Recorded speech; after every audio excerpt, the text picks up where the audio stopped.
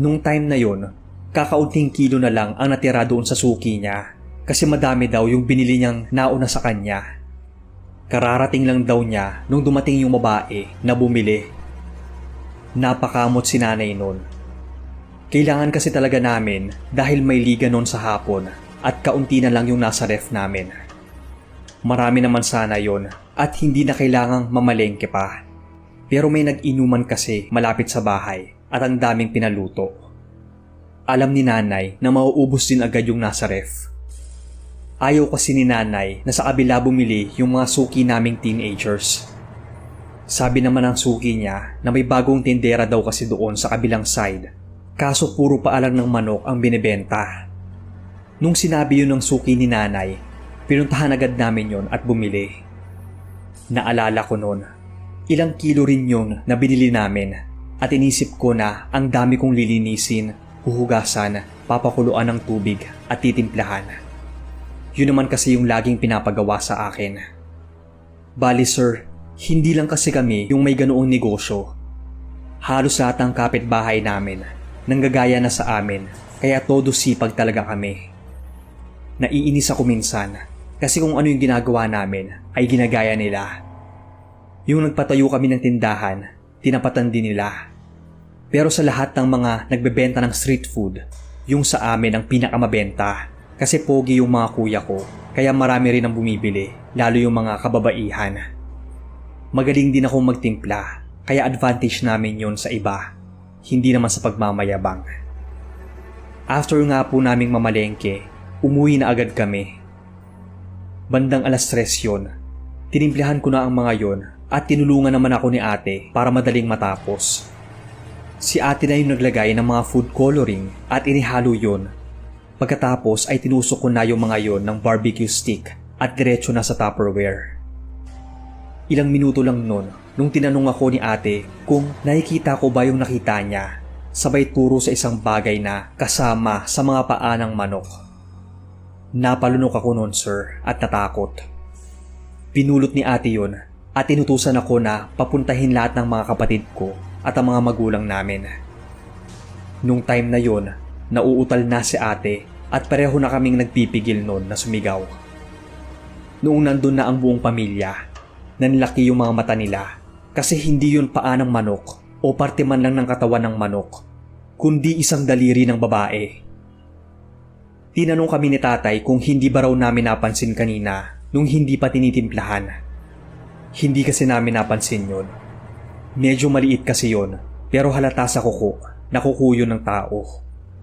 Hindi naman kami nagpanik nung time na yon, kahit nakakatakot na talaga.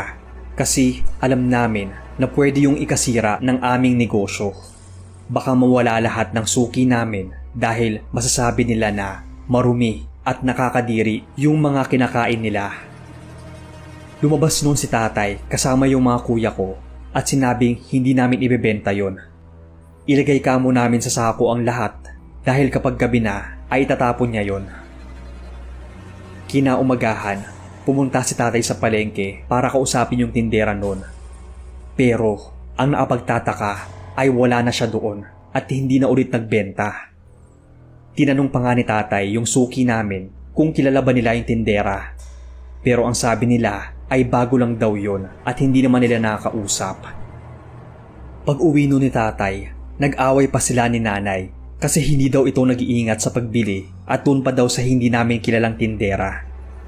Buti na nga lang daw ay hindi nakita yun ng mga customers. Kung hindi, lagot talaga ang negosyo namin. Hindi ko talaga mapigilan na isipin yung daliring yun at sa nangyari sa may-ari nun. Mabuti na lang talaga at hindi na yun naulit pa. Inilihim namin to sa lahat ng mga customers at kakilala namin. Ngayon ko lang naikwento to in public sa inyong channel. Nagpatuloy yung negosyo namin hanggang sa lumago po ito. Lumipat na rin po kami dito sa Zamboanga, Sibugay noong 2017 at sa ngayon po ay nagmamay-ari na kami ng isang malaking kainan dito. Lahat din kaming magkakapatid ay naapagtapos na ng pag-aaral. Sana po sir ay mabasa niyo itong kwento ko. Thank you po at God bless sa inyo. Hello sa inyo, Boss Bob, at sa lahat. Tawagin niyo na lang akong Carlo, masugid niyong listener. Gusto ko sana magbahagi ng isang karanasang bumago sa pananaw ko sa mundong hindi nakikita ng karaniwan. Ilang taon na ang nakakalipas nang mangyari ito sa akin nung naninirahan pa ako sa Pampanga. Dahil mahirap lang ang buhay, natuto akong magsikap kahit bata pa. Tuwing madaling araw, tumutulong ako sa pagbubuhat ng paninda sa palengke para may ekstrang kita. Madalas akong gumising ng 3:00 ng umaga para sumama sa tiyuhin kong nagtitinda ng itlog at balot. Ang trabaho ko noon ay maghakot ng paninda, magbuhat ng mga tray ng itlog at kung minsan tumutulong sa pagbebenta. Madalas akong gumigising ng 3:00 ng madaling araw para samahan si Tito Erning sa palengke. Tahimik na ang bayan ng ganitong oras, maliban sa ilang tricycle na dumadaan at yung ingay ng mga nag-aayos ng paninda. Sanay na ako sa ganitong buhay. Pero isang gabi, may nakita akong hindi ko inaasahang isang bagay na hanggang sa ngayon nagpapagising pa rin sa akin sa gitna ng gabi. Balot ng takot at kaba. Sa dulo ng palengke, may isang abandonadong stall na palaging madilim. Kahit anong oras, para bang hindi ito dinadaanan ng ibang tao. Marumi ito, puno ng alikabok at may mga sirang kahon sa paligid. Hindi ko yun masyadong pinapansin, pero minsan napapansin kong parang may naatingin mula sa loob. Sabi ng matatanda, dating tindahan yun ng balot. Dati raw, may isang matandang babae na tahimik lang at hindi nakikihalubilo sa iba. Madalas siya nagtitinda hanggang 10 oras ng gabi. May mga nagsasabing hindi siya umuuwi at parang sa stall na mismo natutulog. Pero isang gabi raw, basta na lang siyang nawala. Walang nakakita kung paano siya nawala at simula nga noon, walang nagtangkang gumamit ng stall niya. Siyempre nung una, hindi ko pinapansin yung mga kwento. Hanggang sa isang madaling araw, habang hinihintay ko ang delivery ng itlog, may narinig akong mahina at paos na boses mula sa stall. Sa pagkakatanda ko, ang sabi ay, "Balot! Balot kayo dyan!" Napalingon ako. Wala namang ibang tindera ng balot doon maliban sa tiyuhin ko at natutulog pa siya sa gilid ng pwesto namin. Hindi rin naman ganun ang boses niya. Sa dulo ng palengke, sa tapat ng madilim na stall, may nakatayo. Isang matandang babae, nakasuot ng lumang duster at may takip na puting belo sa ulo. Hindi ko makita ng malinaw yung mukha niya dahil mahina ang ilaw. Pero mahina siyang tumatawag sa akin. "Balot! Iho, pili ka ng balot!" Nanlamig yung katawan ko nun. Ang sabi ko pa nga, hindi yun posible dahil wala nang tindera sa stall na yon. Matagal nang inabandona. Inisip ko kung siya ba yung matandang babaeng bigla na lang daw nawala isang gabi na tindera ng balot. At noong mga oras na yon, naatayo siya sa loob ng stall at tinatawag ako. Sa halip na lumapit, humakbang ako paatras. Mas lumakas yung amoy ng paligid na amoy panis na itlog at nabubulok na karne. Napangiwi ako sa baho. Pumikit ako saglit para magpigil ng hininga. Nang muli kong idilat yung mga mata ko, wala na yung matanda. Tahimik na ulit yung palengke. Tanging tunog na lang ng huni ng kuliglig yung nadidinig ko. Yung para bang wala lang nangyari. Napakunot noo ako at nagtanong kung guni-guni ko lang ba. Lumapit ako sa stall at sumilip sa loob. Madilim at wala naman akong nakitang tao. Pero sa sahig, may isang balot na nakabukas. Sira na ito. Natutuyo na nga ang sabaw at amoy panis na. Kinabukasan, kinuwento ko noon sa mga tindero yung nakita ko. Yung iba, tumawa lang. Pero may iilan na nagtinginan sa isa't isa. Si Mang Rudy, isa sa mga matatagal nang nagtitinda sa palengke, yung unang sumagot. "Iho, nakita mo na rin siya?" Nalaglag nga yung puso ko sa kaba. Anya, ilang taon na ang nakakalipas. May isang matandang babaeng nagtitinda ng balot sa stall na yon. Hindi siya pala kaibigan. Hindi rin nakikipag-usap sa ibang tindero. Gabi-gabi siyang naroon at walang nakakakita kung paano siya umuuwi. Isang umaga, hindi na siya nagbukas ng tindahan. Ilang araw ang lumipas at nagtataka na yung mga tao kung nasaan siya. Hanggang sa may napansin daw na masangsang na amoy mula sa stall. Nang buksan nila yung lumang tindahan, natagpuan nila yung katawan ng matanda na nakalugmok sa loob. Hawak pa rin nito yung ilang piraso ng balot. Ayon sa investigasyon, patay na siya halos mag-iisang linggo na bago natagpuan. Inatake raw ito sa puso. Pero may ilang tao sa palengke ang nagsumpang nakabili pa sila ng balot sa kanya 2 araw bago siya matagpuan. Simula nun, may mga nagsasabing nakikita pa rin ang matanda sa loob ng kanyang stall. Tahimik lang na nakatayo at para bang naghihintay ng bibili. Pero may babala ang mga matatanda. Kapag daw may tumatawag sa iyo mula sa stall na yon, huwag kang lalapit. Dahil kung hindi, baka ikaw na ang sumunod na nagbebenta ng balot dyan. Ayon sa ilang mga tindero-tindera, naengkwentro din nila ang matanda sa iba't ibang pagkakataon. Natatandaan ko pa nga yung mga kwento nila. Yung isang tawagin nating Mang Nestor, nagtitinda ng isda sa kabilang dulo ng palengke. Isa siya sa mga unang nakapansin ng kakaibang nangyayari sa stall na yon. Minsan, inabutan daw siya ng hating gabi sa palengke kasi kailangan niyang ubusin yung mga paninda. Habang nag-aayos daw ng mga isda, may narinig siyang kaluskos mula sa stall na yon. Nung una, akala niya daga lang. Pero nang lingunin niya, nakita niyang may nakaupo sa lumang lamesa na nakatalikod. Hindi raw niya nakita yung mukha ng matanda, pero kitang-kita niya ang payat nitong pangangatawan at yung mahabang buhok na gusot-gusot. Nagtaka raw siya dahil alam niyang wala naman raw nagtitinda doon. Tinanong daw niya yung matanda kung anong ginagawa nito, pero hindi raw ito sumagot. Ang ginawa niya, naglakad siya palapit para tingnan ng maayos. Pero bago pa raw siya makalapit, biglang nawala yung matandang babae. Literal na naglaho sa harapan niya. Dahil sa takot, agad daw siyang umalis ng palengke. At simula noon, iniiwasan na niyang magpagabi. Yung isa namang tawagin nating Aling Rosa, tindera ng gulay. Mas nakapaninindig balahibo yung kwento niya.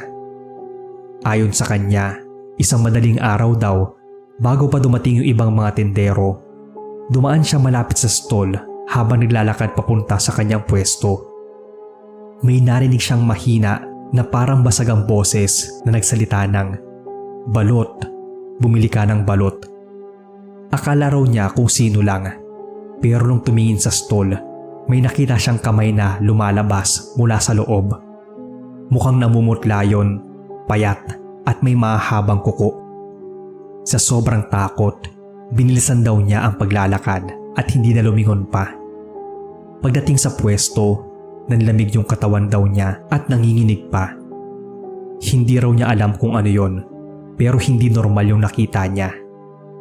Mula raw nang mangyari yon, hindi na raw niya dinadaanan yung area na yon pag madaling araw. Ang pinaka nakakatakot na kwento ay yung mula kay Mang Ernesto, isa siyang lumang tindero ng karne na nagtitinda doon sa palengke. Isa siya sa mga nakaalam kung ano talagang nangyari sa matanda bago ito namatay. Ang sabi nito, matagal na raw niyang kilala si Aling Shon, yung tindera ng balot na dating nagtitinda doon sa stall. Tahimik lang daw yon, pero mabait. Hindi lang talaga siya palakibo sa ibang mga tindero. Ang sabi-sabi, may pamilya siya pero iniwan ng mga anak niya. Simula nun, hindi na siya umalis sa stall. Parang ginawa na niyang bahay yung pwesto niya. Kahit nga raw sarado na ang palengke, naroon pa rin siya, nakaupo at nakatitig sa kawalan.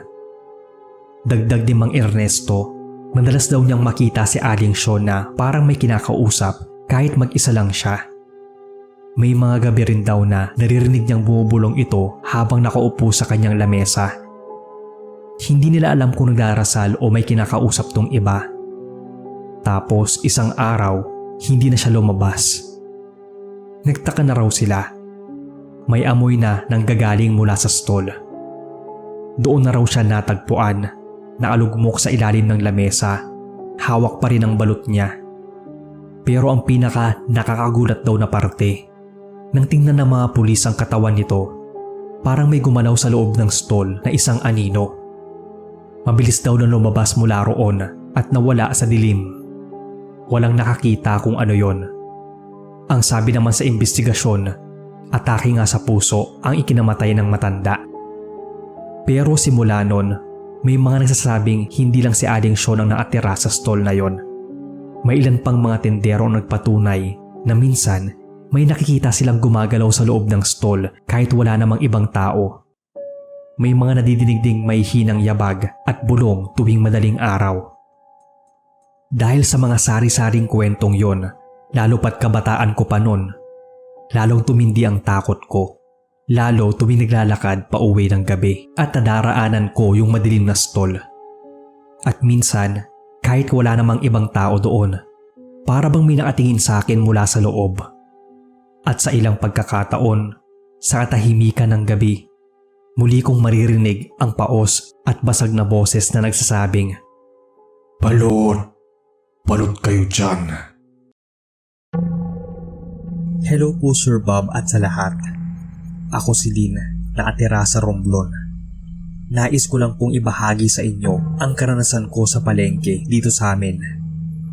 Lampas 5 PM na noon at galing sa opisina, dumiretso ako ng palengke para bumili ng lulutuing pang ulam. Pagkapasok ko pa lang ay tinawag na ako ng Ate Maya, yung kaibigang tindera ni Mama. Bumili ako sa kanya ng 2 hita ng manok at kalahating kilo ng karneng baboy. Habang tinitimbang niya yon, ay sinabi niya sa akin na alagaan ko daw ang nag-iisang anak niyang si Kevin dahil linang naman daw ako ni Kevin at close kami. Di raw may hirapan si Kevin na mag-adjust sa pamilya namin.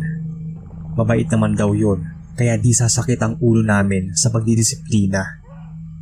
Nalito ako sa sinabi ni Auntie Maya at saktong tatanungin ko sana siya kung anong ibig niyang sabihin. Nang makita kong magsitakbuhan palabas ng palengke ang mga tao. Kaya sinabihan ko si Auntie Maya na tingnan namin kung anong nangyari. Kaso, di raw niya pwedeng iwan yung pwesto niya. At dahil naman sa curiosity ko, ay sinundan ko na yung mga tao at sinabi kong babalik din ako at sasabihin sa kanya ang nangyari. Nakita ko ang mga tao na nasa gitna ng kalsada. May mga pulis din at ambulansya.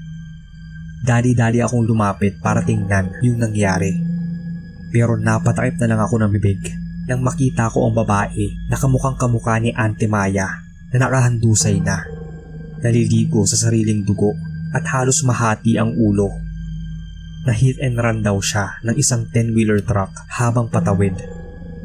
Dahil sa magkahalong emosyon na naramdaman ko noon, ay dali-dali akong bumalik sa loob ng palengke para hanapin si Auntie Maya. Kaso, hindi ko na siya mahagilap pa. Tinanong ko pa yung ibang mga tindera doon kung nakita ba nila si Auntie Maya. Pero ang sabi nila, yung pinagkaaguluhan daw sa kalsada ay yung mismong si Auntie Maya. Depensa ko pa nga na imposible yon dahil kausap ko pa si Auntie Maya bago ako umalis para makita yung nangyari. Pero pinagtinginan lang nila ako. Ang sabi pa ni Aling Bebang, kanina pa daw niya ako nakikitang nagsasalita ng walang kausap sa harap mismo ng pwesto ni Auntie Maya. Pero di na lang daw niya pinansin dahil may customer pa siya. Nung bumalik ako sa kalsada ay pinasok na siya sa ambulansya at kinumpirma nga na si Auntie Maya yun. Di ko alam kung anong iisipin, lalo pat pumasok sa isip ko yung sinabi niya sa akin tungkol kay Kevin. Doon ko lang din naisip na parang namamaalam na siya at iniwan niya sa amin ang nag-iisang anak niya. Mahirap talagang kalimutan yung nangyaring kamatayan ni Auntie Maya, lalo pat sa ganong paraan ko siya nakausap. Pero kahit na hindi pa rin ako makapaniwala sa nangyari, ay kinupkup namin si Kevin at tinuring na kapamilya. Sa ngayon po ay 17 years old na si Kevin at 10 years nang patay si Auntie Maya. Hanggang dito na lang po. Sana sir ay mabasa ninyo ang aking kwento at more power sa inyong channel. Magandang araw sa inyo, Sir Bob. Ako si Ben, taga Lapu-Lapu City. Gusto ko lang i-share itong napaka-misteryosong nangyari sa akin sa palengke noong 2018. Hanggang ngayon talaga ay hindi ko alam kung bakit nangyari yun at kung sino ang may gawa. Karga ko noon ang isang malaking styro box na may lamang isda papasok ng palengke. Yung misis ko ang nagbabantay ng pwesto noon. Noong nandun na ako, inilagay ko yung styro box sa ilalim.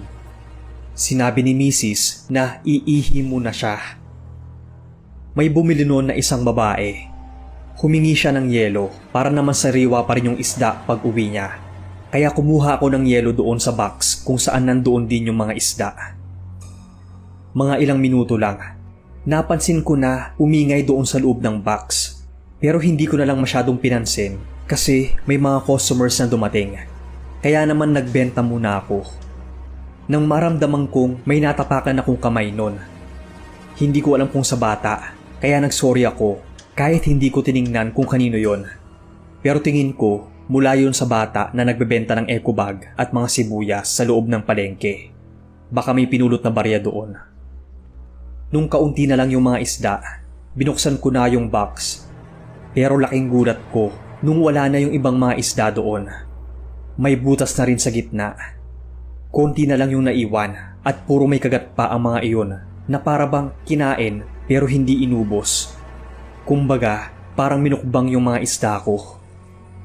Tinanong ko yung katabi kong tindera kung may nakita ba siyang bata sa ilalim kanina. Pero wala naman daw at ang liit lang na espasyo doon kaya makikita mo talaga kung may bata o wala. Sinabi ko kasi na may naapakan akong kamay ng isang bata. Maliit yun kaya alam kong sa bata yun. Bali Sir Bob, galit na galit ako noon kasi ang mahal ng mga isdang yon. Bumalik ang misis ko matapos ang ilang minuto at tinanong kung anong nangyari. Sa galit ko, ang mga bata na nandoon pinatawag ko at tinanong kung sino yung naapakan ko. Kaso walang umamin. Sinabi ng kumpare kong tindero na hindi bata yung gumawa nun kasi hindi naman kumakain ng hilaw na isda ang mga bata. Hindi rin daw ganun kadaling butasan yung styro box na yon dahil nga sa kapal nito. Hindi ko talaga alam kung sino ang gumawa nun kasi kung hindi tao, sino o ano pala. Naging isang misteryo yon para sa akin at para sa mga nakarinig ng kwento ko doon sa palengke. Hanggang dito na lang po. Maraming salamat sir sa pagbabasa ng aking kwento. Magandang araw sa inyo, Sir Bob. Ako si Lance, silent listener ng channel nyo. Gusto ko lang sanang ibahagi ang isang nakakadiring pangyayari ilang taon na rin ang nakakalipas. Nangyari ito noong mga panahong nakikitira pa ako sa tita ko sa Bulacan. Hindi ko akalaing darating ang araw na magpapadala ako ng ganitong kwento. Matagal ko na rin pilit kinakalimutan ang nangyari. Pero kahit anong gawin ko, hindi mabura sa isipan ko yung katotohanang natuklasan ko. Madalas akong mamalengke noon sa bayan namin tuwing Sabado ng umaga. Wala naman akong paboritong tindahan. Basta kung saang mura at mukhang sariwa ang paninda, doon ako bumibili. Pero isang araw, may napansin akong maliit na pwesto sa dulo ng palengke. Agaw pansin yun sa akin kasi kitang-kita ko yung pagkasariwa ng mga nakasabit na karne at nakalatag. Walang masyadong bumibili roon kaya lumapit ako at nabili ng karne na bibilhin. Mabait at magilaw yung tindero. Talagang mapapabili ka dahil gagaan yung loob mo sa kanya. Tanda kong 3 kilong karne pa ng baboy ang nabili ko. Dinagdagan pa nga niya kaya sobrang saya ko. Gawa rin ng sobrang mahal talaga ng presyo ng karne, tas nakuha ko pang makarami sa kanya. Kaya walang ibang pumasok sa isip ko kundi babalik ako dito sa pwesto. Pag uwi ay kaagad kong niluto yung karneng baboy. Masarap na adobo ang ginawa ko. Sa totoo lang, sobrang sarap talaga ng karne. Yun bang may kakaibang linamnam na hindi ko masyadong maipaliwanag. Basta kakaiba kahit hindi naman ganoon karami yung mga pampalasang nilagay ko. May katamisan din ito na hindi ko alam kung saan nanggaling. Hindi lang ako ang nasarapan, pati na rin yung tita ko. Kaya naman napakwento ako sa kanya patungkol doon sa napagbilhan ko. Maging siya nga, sinabing bumalik ako doon. Nakalimang putahe din kami bago tuluyang maubos yung karne. Kaya naman noong sumunod na linggo, nagbaon na ako ng medyo malaki-laking pera para mas maparami yung mabili ko. Sabi rin kasi ng tita ko. Maaga pa lang noon at pasikat ang araw nang umalis ako. Pagkadating ko sa palengke, sakto at kakabukas lang ng pwesto nang napag-alaman kong tinderong si Mang Ben. Nakangiti ito agad sa akin, malayo pa lang. Kaya naman napangiti rin ako. Kinuwento ko nga sa kanya kung gaano kami nasarapan ng tita ko sa karne na binili sa kanya. Kitang-kita naman sa ekspresyon niya na masaya siya sa kanyang narinig. Kaya paniguradong dadagdagan na naman niya yung bibilhin ko. Sa pagtingin-tingin, nakabili ako ng karne ng baboy, baka at atay ng manok. Katulad nung nakaraan, mas madami sa aking binayaran yung natanggap ko kaya sobra yung pasasalamat ko kay Mang Ben. Dahil syempre, malaking tipid din. Binigyan pa nga niya ako ng 2 supot ng dinuguan. Sinong hindi matutuwa, diba? Sunod kong destinasyon yung pagbili ng gulay. Unti-unti na rin lumiliwanag kaya dumadami na yung mga mamimili at umiingay na yung palengke. Habang dumadampot ako ng gulay na bibilhin, narinig ko yung usapan ng mga tindera na kahilera lang ng pinagbibilhan ko. Meron daw mga taong nawawala sa kabilang barangay. Tapos natatagpuan yung mga bangkay sa barangay namin. Pero kakaiba na yung itsura. Maputla at halos butot balat na humpak na pagmumuka na lang yung naiiwan na pagkakakilanlan. Kinilabutan ako sa mga narinig. Naisip kong baka kaya hindi ko nababalitaan yung mga ganyang pangyayari sa lugar namin dahil madalas trabaho at bahay lang ako. Nag-alala din ako sa sarili kong kaligtasan. Kaya pag uwi, habang nililinis ko yung mga nabiling karne, kinuwento ko sa tita ko lahat ng mga narinig sa palengke. Nabanggit nga sa akin ni tita na may narinig din siyang mga usap-usapan tungkol sa mga nawawalang tao. Pero nabigla rin siya nang malaman na dito pala sa barangay namin natatagpuan yung mga bangkay. Sabi din daw, mga sindikato malamang ang may gawa nun. Dahil sa panahon na yan, hindi naman na pinaniniwalaan pa ang mga aswang. Sobrang karumal-dumal daw ang sinapit ng mga bangkay na akala mo ay hindi tao ang may gawa dahil higop na higop ang mga laman nito sa katawan. Kumain kami nun. Nilagang baka yung ulam namin. At kagaya ng masarap na lasa ng baboy, ganoon din ang pinatikim sa amin ng karning baka na yon. Sa sobrang kabusugan, talagang tinamaan na ako ng antok. Kaya naman pagkatapos magpatunaw ng kinain, agad na akong nahiga at mabilis na nakatulog. Nagkaroon ako noon ng kakaibang panaginip. Sa panaginip ko, nasa isang maliit at makitid na silid ako. Kulay abo yung sahig at may mga dugong tumutulo sa kisame. May naririnig akong pag-iyak, paghingi ng tulong, pero hindi ko makita kung saan nanggagaling. Dahan-dahan daw akong lumapit sa pader at sa bawat hakbang, palakas ng palakas ang iyak. Hanggang sa nakita ko ang isang malaking drum na punong-puno ng tubig. May nakalutang na kung anong piraso ng laman.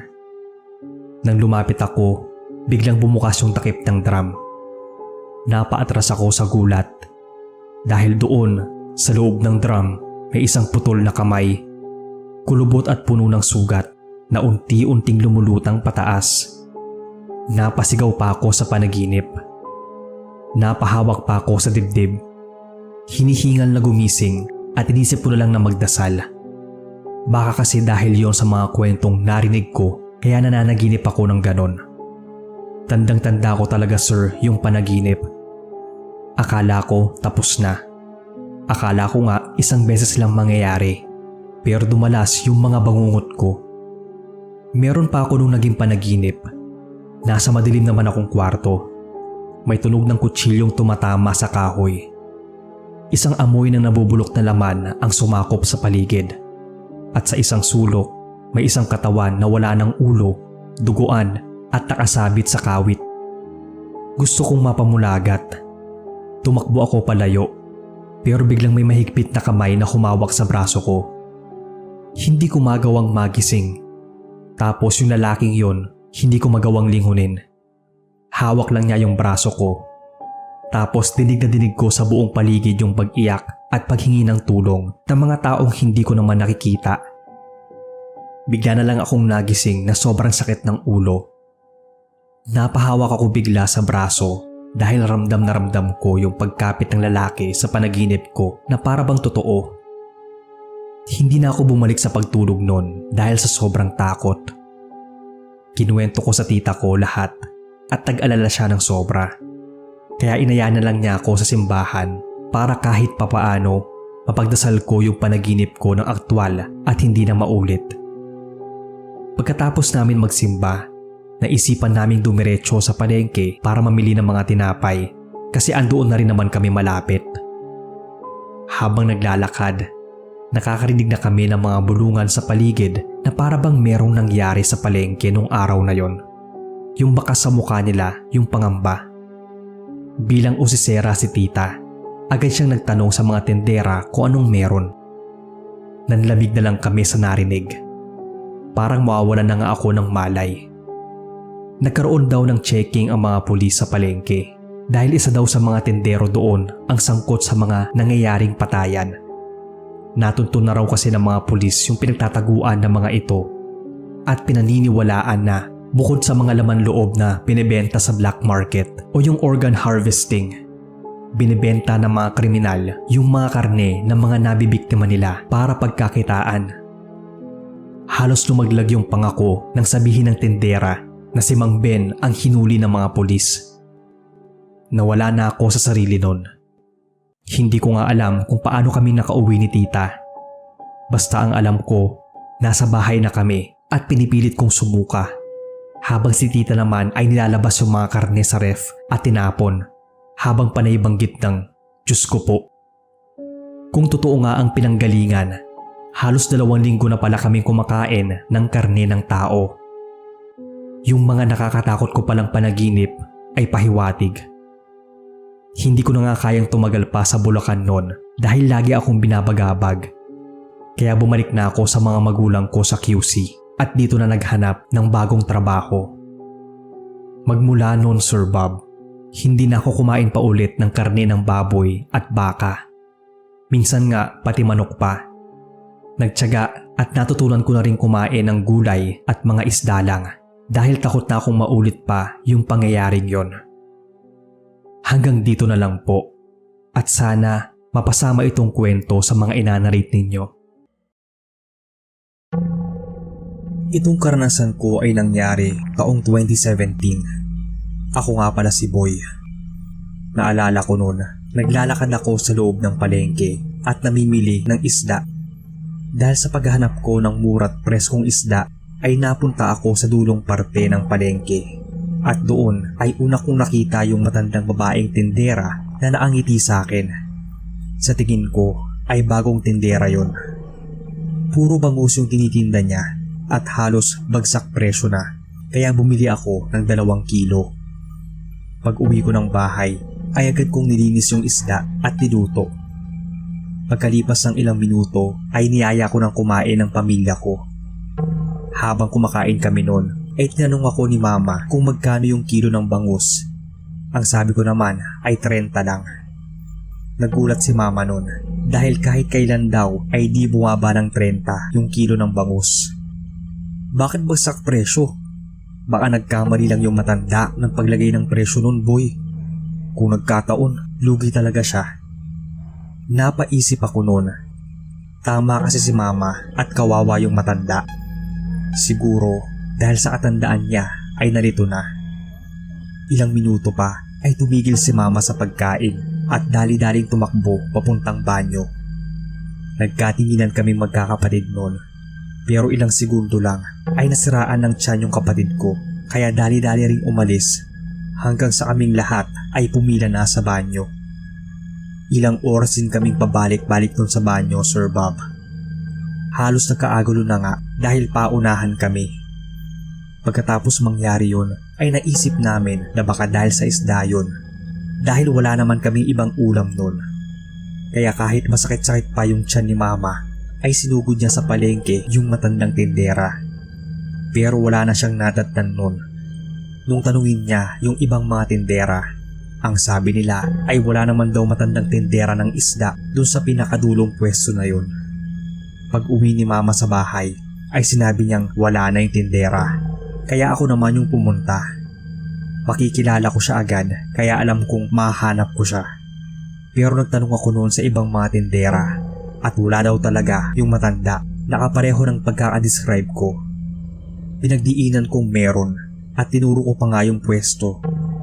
Ang sabi nila, matagal na daw na bakante ang pwestong yon at ang dating ang tindera doon na matanda ay matagal na raw napatay kaya imposibleng nagtitinda pa yon. Dahil sa nangyari sa amin ng pamilya ko, sir, ay di na kami kumain pa ng isda kahit kailan. Ang laki kasi ng epekto nun sa amin, lalo pat di namin alam kung sino at anong klaseng nilalang yung matandang tinderang yun. Hello po sa inyo, Sir Bob. Ako si Jean, taga Bicol. Itong kwentong i-share ko sa inyo ay nangyari po nung high school pa lang ako. Yung nanay ko ay tindera ng isda sa palengke. Kaming dalawa na lang yung magkasama simula nung nagkaroon ng kabit yung tatay ko. Tinutulungan kong magbenta si nanay kapag wala akong pasok. December 2011. Nasa palengke ako noon. December 17 yung Christmas party namin sa pagkakaalala ko, kaya January pa yung balik ko. Dahil nga December, busy sa palengke. Tinutulungan ko lang si nanay noon at ako yung tagasabi ng bili na po kayo ng isda at sariwa ang mga ito. Kakaunti lang yung benta namin noon kasi yung classmate ko na anak din ng tindera sa palengke ay hinaharangan yung mga mamimili. Naiinis talaga ako sa kanya. Pero buti na lang talaga at may lalaking bumili ng bangus namin. 1,000 yung pera niya at dahil wala naman kaming gaanong benta pa noon, hindi kasyang panukli ni nanay. Kaya inutusan niya ako na pumunta muna saglit sa tindahan ni Aling Merly. Nung pabalik na ako galing sa tindahan, nakita ko yung lalaki na palabas na ng palengke, bitbit yung isda. Kaya hinabol ko siya para ibigay yung sukli. Mabilis siyang naglakad noon, kaya tumakbo na ako palapit sa kanya. Parang hindi niya ako naririnig nung tinatawag ko siya, pero hinabol ko pa rin. Halos maubos na po yung boses ko kakatawag pero hindi pa rin siya lumilingon. Hanggang sa napunta na kami sa may kakahuyan. Plano ko noon na wag na siyang habulin at tawagin na lang paulit-ulit hanggang sa marinig niya ako. Halos wala ng mga kabahayan noon kaya medyo natakot na ako. Hindi ko nga alam kung bakit ko pa siya hinabol. Hindi naman ganun kalayo yung distansya namin at tatawagin ko na sana siya ulit. Nung nakita kong kinakain niya ng hilaw yung isda at para bang sarap na sarap siya sa laman loob nun. Nanlaki yung mga mata ko nang tumingin siya sa akin. Sobrang namumula yung mga mata niya. Nilabas pa niya yung pangil niya na parang isang vampira at galit na galit. Dahan-dahan siyang kumilos at naglakad papalapit sa akin. Kaya tumakbo na ako ng mabilis palayo doon. Halos magsisisigaw na nga ako habang tumatakbo. Takot na takot ako noon na baka kainin din niya ako tulad ng mga hilaw na isda na bitbit niya. Kahit na nanginginig yung buong katawan ko ay tumakbo pa rin ako pabalik sa palengke. Hingal na hingal ako noon. Nung dumating na ako sa palengke, tinawag ko pa ng maraming beses si nanay. Noong nandoon na ako sa pwesto namin, nagalit siya sa akin kasi ang tagal ko raw.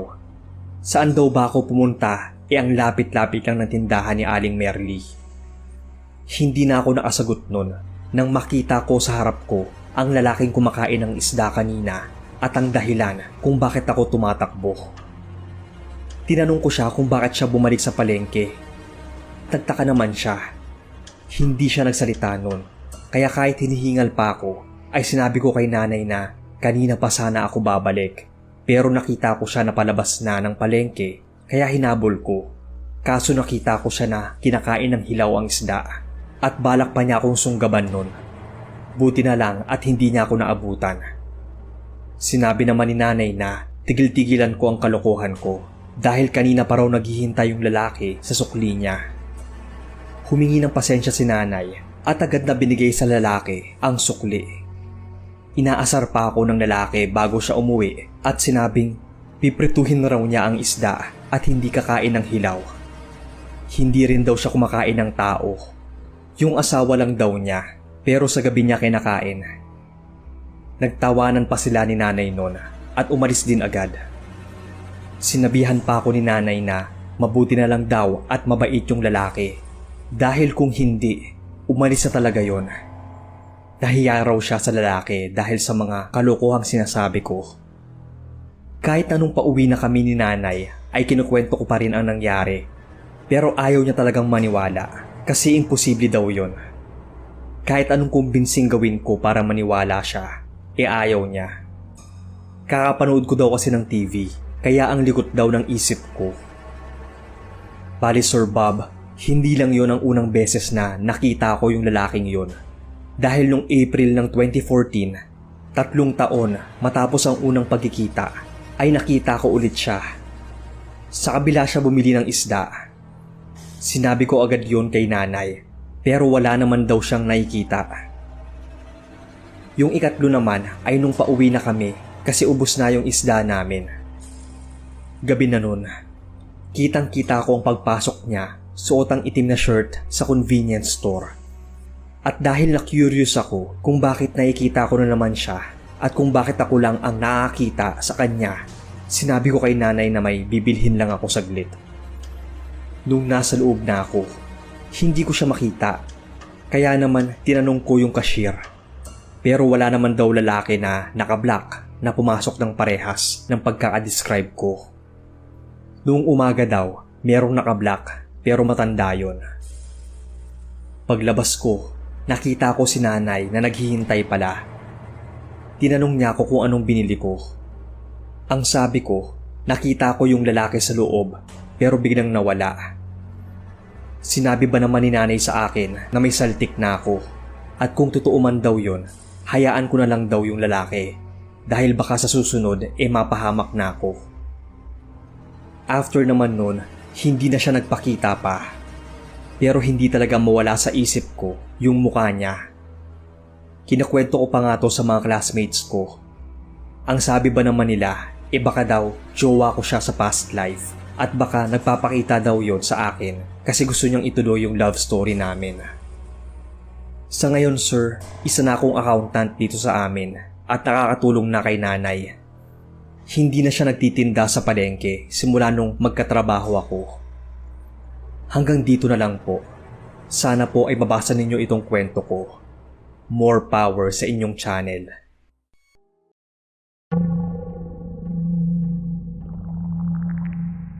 Tawagin niyo na lang akong Michelle, 35 years old, na atira sa Valencia City, Bukidnon. Ito ang creepy experience ko 8 years ago sa isang palengke. Mga bandang hapon yon, kasama ko noon yung boyfriend kong si Charlie habang namamalengke ng karne para sa birthday niya kinabukasan. Sinadya namin na pumunta ng ganong oras kasi kukunti na lang yung tao sa palengkeng yon. Pero pagdating namin ay siksikan pa rin pala. Habang namimili kami ng mga bibilhin, nagulat ako dahil may biglang tumapik sa balikat ko. Kaya napalingon ako agad. Nakita ko noon ang isang lalaki na nasa mid-50s na nakangiti sa akin. Marungis ang mukha niya at sira-sira ang may itim niyang ngipin. Sobrang lapit lang namin kaya umusog ako sabay bulong kay Charlie na may pulubi at natatakot ako. Kaya hinawakan niya ako at binigyan niya ng barya yung pulubi. Hindi naman sa pagiging maarte. Ang akala namin noon aalis na siya kasi nakatayo pa rin siya sa may likuran ko. Kaya tinaboy na siya ni Charlie. Pero bago siya umalis ay tinapik niya ulit ako. At habang lumalakad palayo ay di pa rin niya inaalis sa akin yung tingin niya. Kaya ako na ang umiwas dahil medyo kinikilabutan ako sa kanya. Yung tingin niya kasi yung parang may masamang balak o masamang iniisip laban sa akin. Pag uwi namin ng bahay ay sumakit bigla yung tagiliran ko na para bang tinutusok. Di ko halos matansya yung sakit kaya sumigaw na ako ng saklolo. Dali-dali naman niya akong dinala sa ospital. Pero walang makitang mali sa akin yung doktor bukod sa pakiramdam ko na masakit. Nagsagawa ng test at maging exam pero lahat naman ay normal. Di rin nila alam kung bakit may sumasakit sa tagiliran ko pero pinastay muna nila ako para obserbahan. Ilang oras na yung lumipas pero di pa rin nawawala yung sakit kahit binigyan na ako ng painkillers. Ang payo sa amin ng mama ni Charlie ay umuwi na lang kami at ipatingin ko raw sa kapitbahay nilang albularyo. Medyo alangan ako noon kasi hindi ako naniniwala sa mga albularyo. Pero dahil hindi ko na matiis ay pumayag na rin akong sumama. Nang tiningnan na ako ng albularyo, sinabi niyang may nangkulam daw sa akin. Isang lalaki. Tinanong ko kung sinong lalaki. Ang sabi niya, nakita ko na raw yon ilang oras pa lang daw ang nakakalipas. Walang ibang sumagi sa isip ko noon, sir, kundi yung lalaking pulubi dun sa palengke na kumalabit sa akin at tumitig ng masama.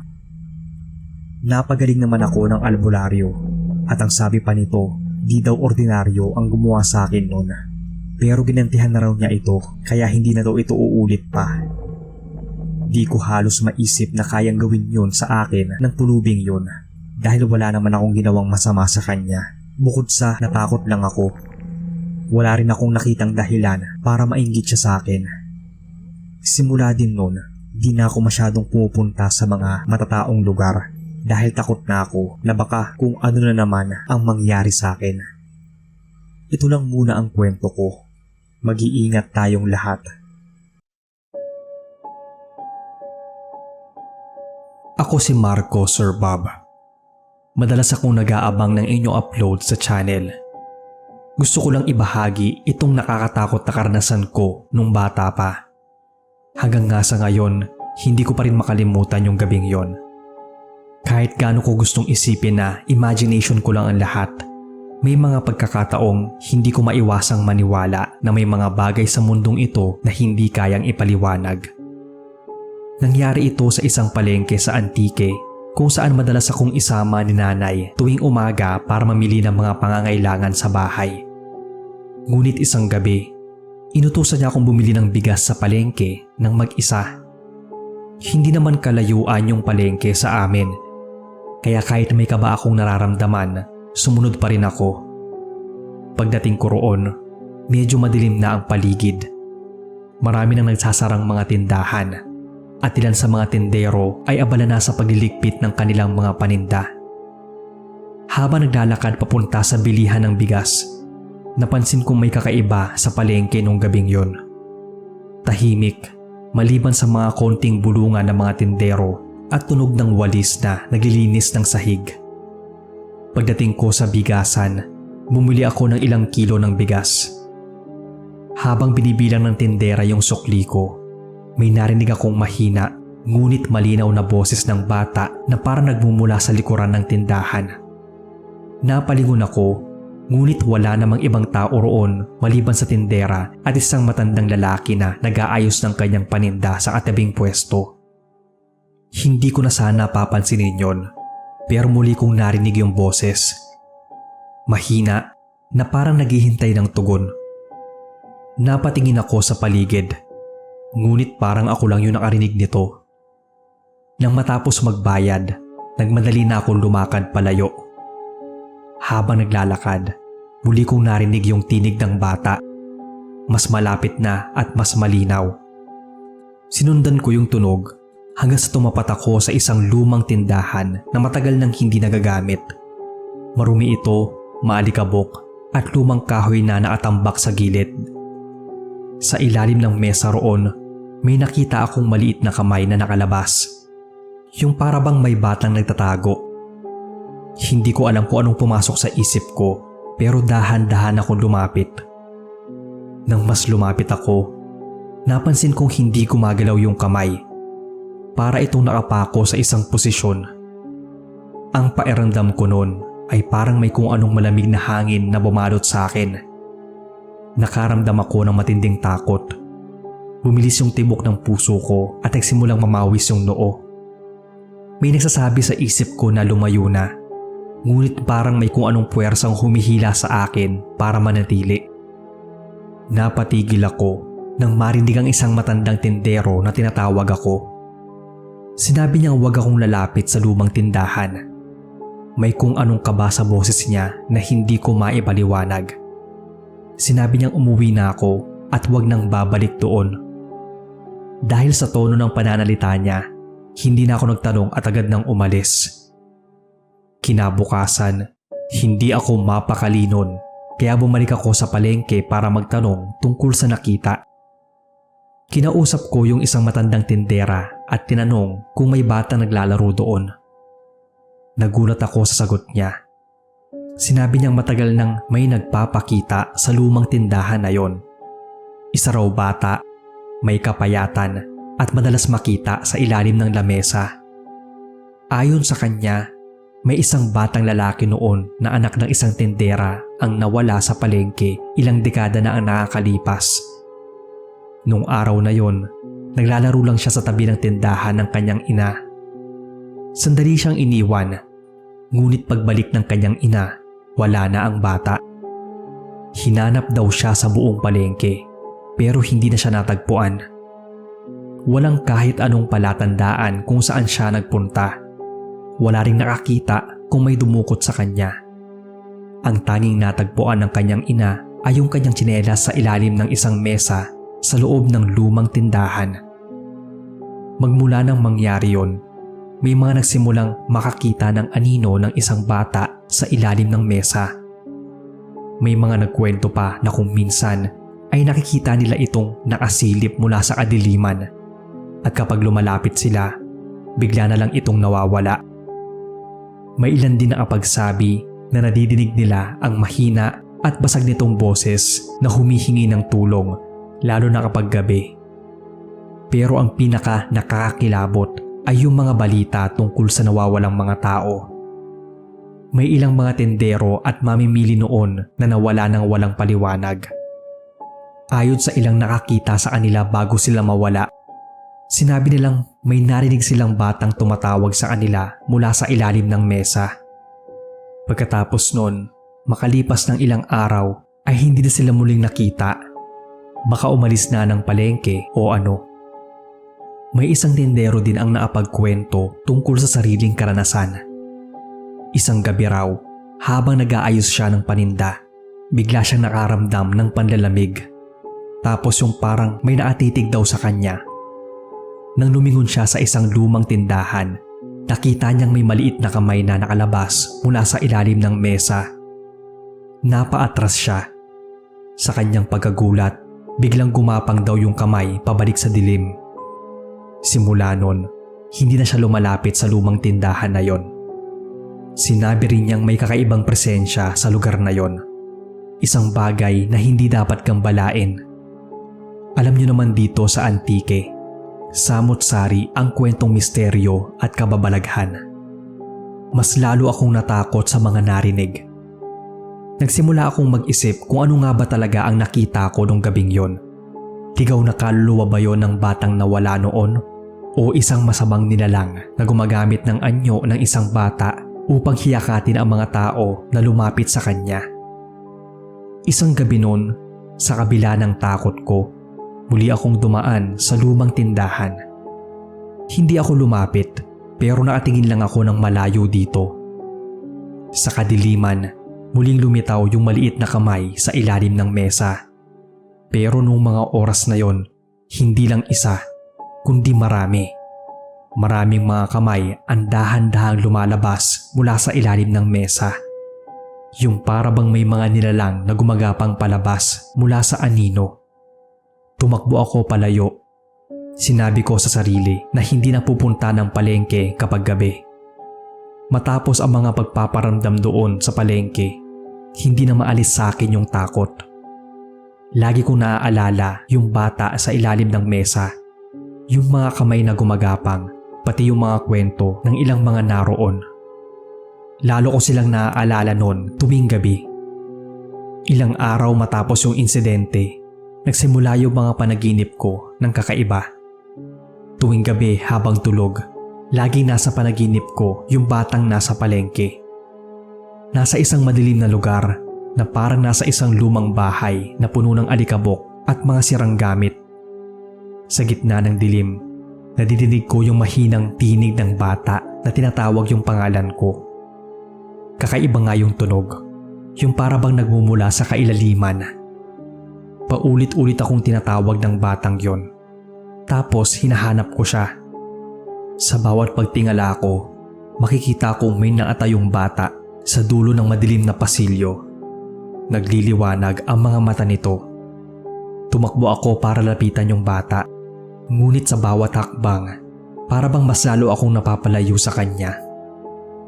Hindi ko maipaliwanag yung takot na nararamdaman ko noon. Hindi rin ako makagalaw ng maayos, yung para bang may malamig na bagay na bumabalot sa katawan ko. Sa panaginip ko, tinatawag ko yung bata. Pero biglang hindi ko maibuka ang mga bibig ko at parang walang lumalabas na boses. Para akong napako sa kinatatayuan ko. Nang bigla na lang akong magising. Basang-basa ako ng pawis at nanginginig pa. Hindi ako makapaniwala noon kung bakit ako nanaginip ng ganon. Nilingon ko ang paligid at normal naman ang lahat.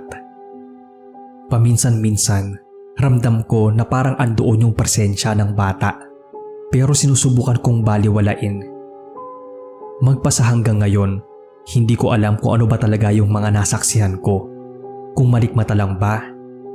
Pero hindi ko na rin gustong malaman. Isang bagay lang ang sigurado ako, na sa mundong ito, may mga bagay na hindi na dapat pakailaman pa. Tumatak din sa isip ko noong mga panahon na yon na kung sakaling may marinig akong mahina at basag na boses ng bata na tumatawag mula sa ilalim ng mesa. Huwag akong lalapit. Huwag kong titingnan.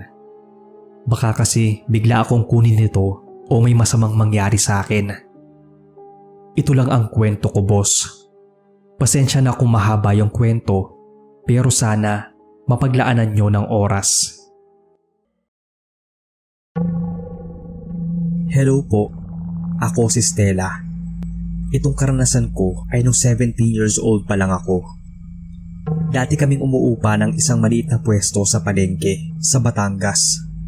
Ang tinda pa namin noon ay iba't ibang gulay.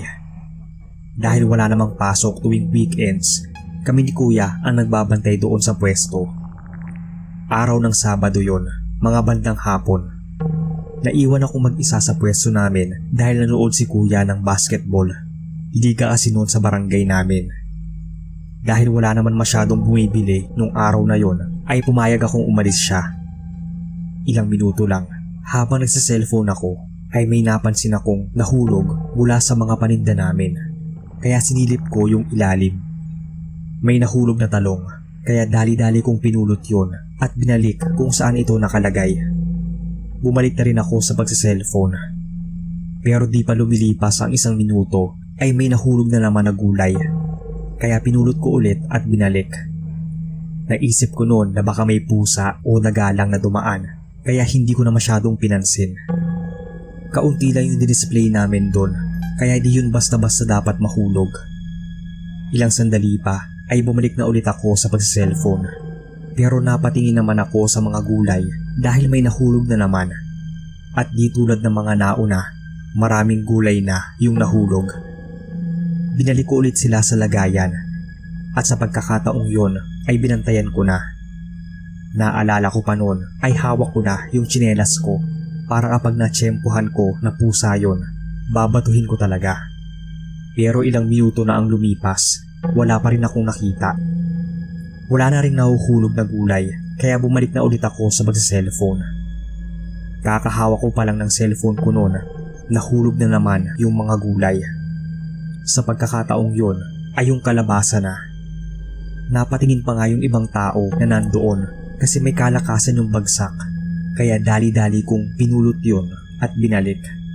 Tinawagan ko na rin si Kuya na bumalik siya kapag natapos na yung laro.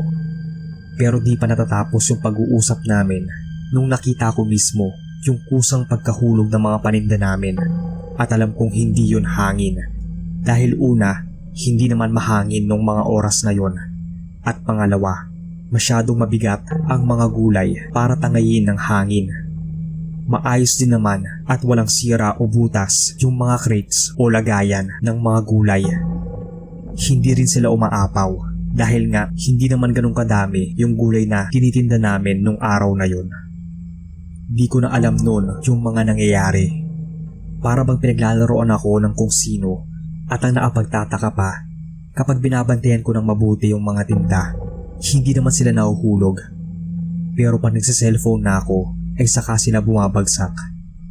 Dahil di na ako mapakali, di na muna ako nag-cellphone at tinutok ko muna yung atensyon ko sa pagbabantay ng pwesto namin. Di na nga naulit yun hanggang sa dumating na si kuya. Kinuwento ko sa kanila yung nangyari pagdating namin ng bahay.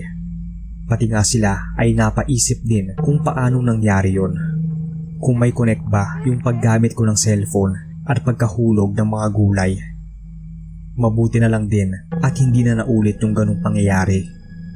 Siguro may kung anong multo o elemento ang gumawa nun at pinaglalaroan lang ako. Di rin nakapagtataka na baka may engkanto doon. Lalo pa at may malaking puno ng akasya sa likuran ng palengke. Hanggang dito na lang po, sir. Maraming salamat sa pagbabasa ng aking kwento. Magandang araw po sir at sa lahat ng mga listeners. Itago nyo na lang ako sa pangalang Beth, isang tindera ng karne dito sa palengke ng Tondo. Bali karne ng baka yung binibenta ko.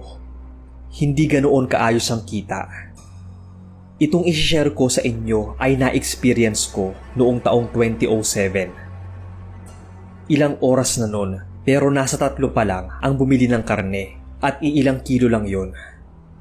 Mga bandang hapon, may lumapit sa pwesto ko. Isang matandang babae. Mahaba yung buhok at mga kuko niya. Parang pamilyar siya sa akin, pero baka kahawig lang. Patay na kasi yung kahawig niya. Sinabi niya na bibili raw siya ng 2 kilo ng ribs. Agad ko namang hiniwa yun at tinimbang. Tinawag ako ng pinsan kong si Lia kasi nagwawala na naman daw yung asawa ko sa kanto. Bago ako umalis nun, kukunin ko sana yung bayad niya at ibibigay ko yung karne. Kaso, bigla na lang nawala yung matanda. Tinanong ko yung mga kasamahan kong tindera kung alam ba nila kung saan pumunta yung matanda. Pero sinabi nila na wala namang bumibiling matanda sa akin. Nagtataka pa nga raw sila kanina kasi kausap ko raw yung sarili ko na parang may customer ako kahit wala naman. Ang sabi ko sa kanila na may matandang bumibili sa akin. Pero nung tinanong ko yung pinsan ko kung nakita ba niya, sinabi niya na wala naman daw siyang nakita o naasalubong man lang na matandang babae na tulad ng pagkakadescribe ko. Hindi ko na lang pinag-aksaya ng oras yon at pinuntahan na lang yung asawa ko. Ilang taon na siyang ganong kapasaway. Simula nung namatay yung anak namin, hindi na talaga siya tumino. Nang aawatin ko na siya at hihilain na sana pa uwi, nakita ko yung matandang babae na naangiti habang naatingin sa akin. Pero agad din itong tumalikod at tumagos pa sa pader. Doon ko naalala ang tiyahin ng asawa ko. Bago siya namatay, sinabi niyang iwanan ko na lang daw ang asawa ko dahil hindi na ito magbabago pa. Sa kanya kasi ako nagsusumbong kapag nagwawala yung asawa ko. Litong-lito ako sa nangyari at hindi ko pa nagawang sabihin sa asawa ko dahil tatawanan lang niya ako. Doon ko na-realize na posible palang nakikita natin yung mga taong patay na. Simula nung nakita ko siya sa palengke at sa kanto, napapadalas na yung pagpapakita niya. Pero hinahayaan ko na lang talaga kasi ayoko ring iwan yung asawa ko. Alam kong yun ang gusto niyang mangyari pero hindi naman niya ako kinakausap tungkol doon. Isa pa, kahit matagal ay nakita ko naman ang unti-unting pagbabago ng asawa ko. Lagi po akong nakikinig sa channel niyo, Sir Bob. Aabangan ko na lang po ang aking kwento. Kwento ko lang po sa inyo, sir, itong experience ko. Gabi na noon, nung pauwi ako galing sa school. May night class kasi ako noon. Lagi akong dumadaan sa shortcut kapag gabi kung saan madadaanan yung palengke. Marami pa ring tao sa night market ng ganoong oras. Nung nasa tapat na ako ng palengke, nakita ko si Robin na nasa loob kasama yung kapatid niya. Sinabihan ako noon ng prof namin na pagsabihan si Robin na pumasok na sa school. Kung hindi ay ibabagsak na niya. Kaya naman ay pumasok ako sa loob. Tinawag ko agad si Robin pero di siya lumingon. Ilang hakbang lang yung pagitan namin kaya alam kong naririnig niya ako pero parang ayaw niyang mamansin. Nahihiya kasi talaga siya sa amin at di na masyadong pumapasok sa klase nung pinahiya siya ng prof namin dahil sa pangunguligo nito. Paulit-ulit ko siyang tinawag pero ayaw pa rin niyang lumingon. Lumakad na ako papalapit sa kanya pero bigla siyang tumakbo palayo. At dahil ayokong maipaghabulan sa kanya at nagmamadali na rin akong umuwi ay hinayaan ko na lang siya. Kinabukasan ay nakasalubong ko siya kaya tinanong ko kung bakit siya umiiwas nung gabing yon. Nagtaka na lang siya sa sinabi ko at ang rason niya, di naman daw siya pumunta ng palengke nung gabing yon. Nasa bahay lang daw siya kasama yung kapatid niya. Nung una ay di ako naniwala sa kanya kasi baka nagrarason lang siya. Ang sinabi ko na lang ay pumasok pa siya ng school dahil baka ma-drop out siya. Kaso ang sabi niya, titigil na daw siya sa pag-aaral. Sabay lakad palayo sa akin kaya naglakad takbo ako para mahabol siya. Ang sabi ko pa nga ay mahilig siyang mag-walk out at tumalikod kahit may kausap tulad na lang ng ginawa niya sa palengke. Tumigil siya noon at sinabing di nga raw siya yung nasa palengke at kung siya man yun, di naman niya i-deny. Sa puntong yun, gusto ko nang maniwala sa kanya kaso di ko pwedeng baliwalain yung nakita mismo ng mga mata ko. Banat pa niya na baka raw palagi ko siyang iniisip kaya nakikita ko siya kung saan saan. Matapos yun ay umalis na siya. Napaisip tuloy ako, pero kung di nga siya yun, sino yung lalaking kamukha niya at bakit dalawa sila ng kapatid niya ang nakita ko mismo? Di ko rin alam ang sagot kaya minabuti kong wag na lang masyadong isipin yon. Dumadaan pa rin ako sa palengke pagkatapos ng klase at sa ikalawang pagkakataon nakita ko na naman si Robin pero di ko na siya nilapitan o tinawag man lang. Kaso nagulat na lang ako nung malapit na ako sa bahay dahil may tumawag sa akin. Walang iba kundi si Robin. Nagyoyosi pa siya sa may tapat ng tindahan at sinabi niya sa akin na papasok na raw siya sa susunod na araw. Nilapitan ko siya at tinanong kung kanina pa ba siya sa tindahan. Ang sabi niya, almost 10 minutes na daw siya doon. Sinabi ko kasi na nakita ko siya sa palengke. Pero tulad ng nauna niyang sinabi, di naman daw siya pumunta doon. At kung siya nga raw yung nakita ko, edi wala siya dapat sa kinatatayuan niya at nakita ko dapat siya na dinaanan ako. Kaya imposible naman daw na naunahan niya akong umuwi. Di na ako nakapagsalita nun at mabilis nang dumiretso ng bahay. Takang-taka talaga ako nun at di makapaniwala na nangyari ulit yun. Di ko sure kung doppelganger ba yung nakita ko sa palengke. Sana po ay mabasa ninyo itong kwento ko. Ako po si Cristel from Ipil, Zamboanga, Sibugay. Silent listener ng inyong channel. Magandang araw po sa inyo, Sir Bob, at sa lahat. Gusto ko pong ibahagi sa inyo ang karanasan ko na kailanman ay hindi ko makakalimutan.